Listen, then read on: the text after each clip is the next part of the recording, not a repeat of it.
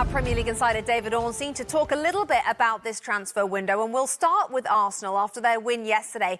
And this week, Mikel Arteta was pushed on whether he wants a new striker, and he said as long as they are the right one. And that, David, is the problem. They've got 8 days to find the right striker. They do, Rebecca, and I thought Mikel Arteta was quite pointed in his comments to express his desire to bring in a new striker, reinforcements to help them in this second half of the season. And I think they will do something. Don't know for sure, but that's my sense, because work is ongoing inside the club to explore their various options to bring in somebody that Mikel Arteta feels is the right one, in the words that you referenced there.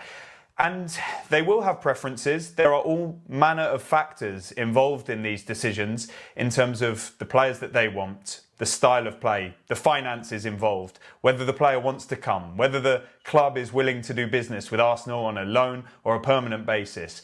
If you bring a player in on loan, why are they available on loan now? If they're available permanently, do you have the money? And what ramifications will it have on your summer budget, which will be so important to Arsenal as well?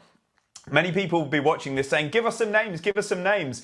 Well, right now, I don't know who Arsenal are going to bring in this window. We know that Mikel Arteta's top target overall is Alexander Isak of Newcastle United, but he's simply not available, and Newcastle intend to renew his contract, to keep hold of him. Benjamin Sesko at RB Leipzig, he's not going to be moving in this window. Let's see what happens on that in the summer. So we'll have to watch this space on a striker. Arsenal are getting busy, or trying to be, in the market. They're working on a deal to sign Sverre Nipam, a really highly rated Norwegian midfielder, 18 years old, from Rosenborg. They're advancing in talks with his representatives and club to club.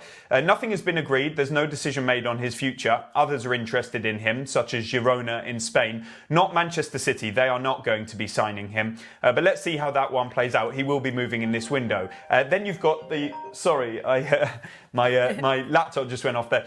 We've got the possibility of Alexander Zinchenko departing Arsenal. They would be open to that.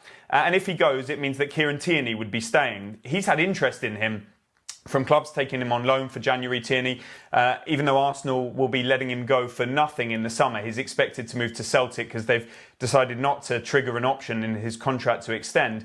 But Zinchenko could be a mover too. So Arsenal, I do expect to be one of the busiest teams as the window draws towards a close, just because they really want to do something in that striking department. Well, it is the January transfer window. You are David Ornstein, so we'd expect nothing less than your phone to go off during the middle of this conversation. You've got a lot to tell us.